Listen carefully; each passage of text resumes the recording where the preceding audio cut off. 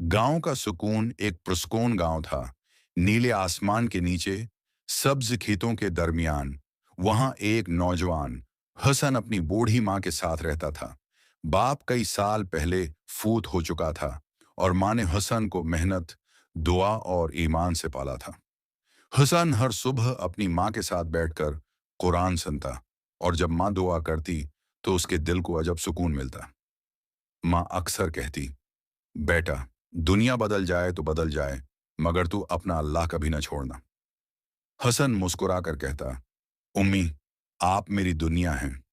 गर्बत और सब्र उनका घर छोटा सा था, मगर दिल बड़े थे। रोजी कम थी, मगर शक्र बहुत था। मां कहती, अल्लाह ने दिया है, अल्हम्दुलिल्लाह।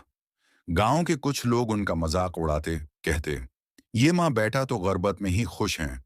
मगर हुसन को उनकी बातों से कोई फर्क नहीं पड़ता, क्योंकि उसे अपनी मां की मुस्कुराहट में जन्नत नजर आती थी। एक दिन शहर से एक ताजिर आया। उसने हुसन से कहा, मेरे साथ शहर चलो, मैं तुम्हें पैसा और इज्जत दोनों दूंगा। हुसन ने उम्मी से मशूरा किया।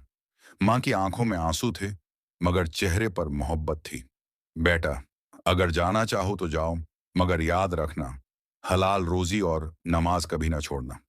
हुसन ने वादा किया और शहर चला गया। शुरू के दिनों में उसने अम्मी को खत लिखा, फिर शहर की चमक ने उसका दिल बदल दिया। नए दोस्त, नई महफिलें, और आहिस्ता आहिस्ता उसने नमाज, कुरान और माँ तीनों को भला दिया। माँ का खत कुछ महीने बाद एक दिन उसे माँ का खत मिला। बेटा, मैं ठीक हूँ, बस रोज दुआ करती हूँ कि तुम भी ईमान पर रहो। जब अजान की आवाज आती है तो दिल कहता है, मेरा बेटा अभी नमाज के लिए खड़ा होगा। हुसन ने खत पढ़ा, दिल में चुभन सी हुई, मगर दोस्तों के मजाक में वो भी हंस दिया। माँ की याद को दिल के किसी कोने में छुपा दिया। आजमाइश का वक्तदनिया हमेशा एक जैसी नहीं रहती। कुछ दिनों बाद हुसन के साथ धोखा हुआ। उसका बिजनेस पार्टनर सारा पैसा लेकर भाग गया। दोस्त भी छोड़ गए। वो तन्हा रह गया। एक रात टूटी हुई हालत में जमीन पर गिरा और रो पड़ा, या अल्लाह, मैं तुझसे बहुत दूर चला गया, तूने मुझे क्यों नहीं छोड़ा। इसी रात उसे ख्वाब आया। माँ सफेद लिबास में खड़ी थी, मुस्कुराकर कह रही थी, बेटा, घर आ जाओ, मैं तुम्हारा इंतजार कर रही हूँ। हुसन चीख कर जाग गया। आंखों से आंसू बह रहे थे। अम्मी, मैं आ रहा हूँ।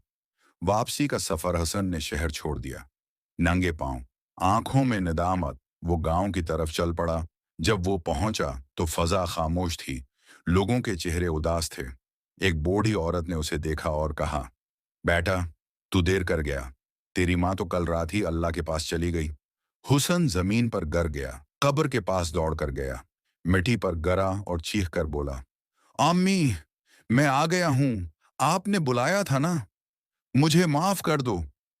कब्र की मिट्टी उसके आंसुओं से गीली हो गई। पूरी रात वो वहीं बैठा रहा, कुरान पढ़ता रहा, रोता रहा और अपने गुनाहों की माफी मांगता रहा। नूर की बशारत सुबह फज्र के वक्त, नींद और आंसुओं के दरमियान से फिर ख्वाब आया। माँ जन्नत के बाग में थीं, चेहरे पर नूर, लब्बों पर मुस्कुराहट। बेटा, रो मत, मैं खुश हूं। अल्लाह ने मुझे तेरे तौबा के आंसू दिखा दिए। अब तू लोगों के लिए रोशनी बन जा। हुसन जागा और इसी दिन अपनी जिंदगी बदल दी।